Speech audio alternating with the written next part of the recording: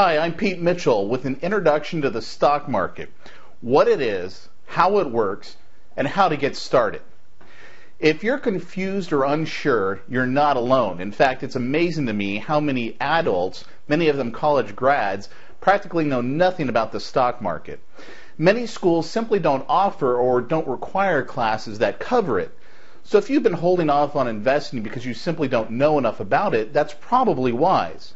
But rather than delay any longer, here's some information to get you started. The nuts and bolts. Basically, if you own a stock, you own part of a company. If you're invested in that company, if the company does well, the value of your stock tends to rise. If the company does poorly, the value of your stock tends to fall. The value of stock, or the share price, is determined by supply and demand. When more people want the stock, perhaps because it's doing well, the price goes up. When less people want that stock because they see less value in the company, the price goes down. That is the stock market in the simplest of terms. When you hear the market, think of it like a flea market. Rather than travel all over town, a flea market offers you a central location where buyers and sellers can meet up. The stock market isn't all that different. Stock markets are simply gathering places for stock owners to buy and sell stock securities. Heard the term exchanging or trading? These are terms you hear frequently in regards to stocks, but they can be misleading, and perhaps this is one reason there is so much confusion. You see, you're not actually exchanging stocks, and you're not really trading stocks. You're simply buying them or selling them. So how much does it cost to buy or sell a stock? Actually, there are two costs to consider. The cost of the stock and the cost of the trade. The price of the stock varies hugely from company to company and can change from moment to moment. So that's an answer or a question I can't answer for you here. But there's a fee to buy or sell a stock or a share. The amount of the fee depends on which stock brokerage you use.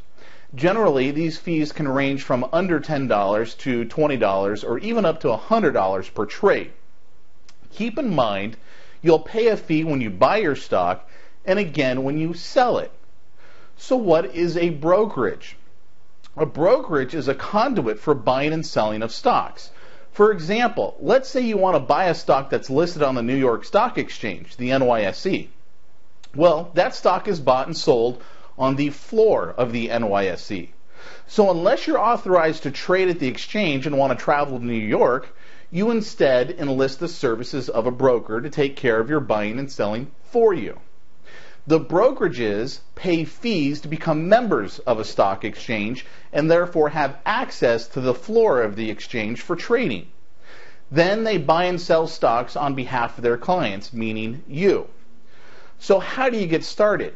There are all kinds of ways to get started and a myriad of brokerage choices, including discretionary dealing. This is where the brokerage chooses stocks on your behalf. Advisory dealing, where the brokerage gives you advice but leaves the decision up to you.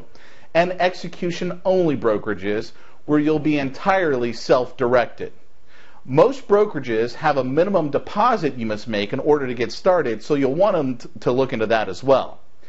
If you're serious about investing and want to do it frequently and avidly, read up on the markets and consider taking a class to educate yourself. So what is Pete Mitchell Inc.? My company is what's called a registered investment advisor, or an RIA for short, not a brokerage. Now me personally, Pete Mitchell, I am an investment advisor representative of my company.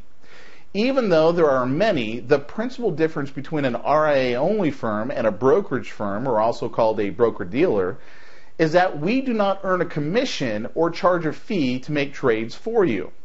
We charge a fee for our investment advice.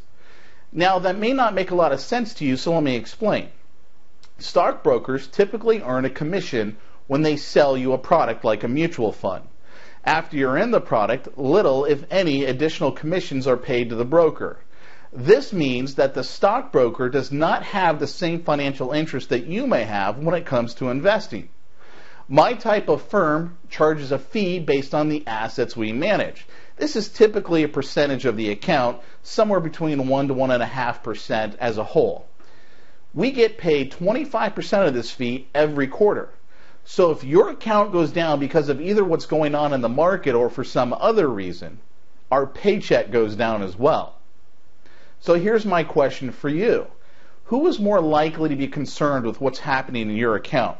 The guy who got paid up front, or the guy who loses when you lose and wins when you win? It's a rhetorical question because I think you know the answer to that. In summary, before you make any big decisions though, think about enlisting the assistance of a qualified financial professional who can give you insight and perspective on the financial markets. I'm Pete Mitchell, and I look forward to sharing more on investing with you later.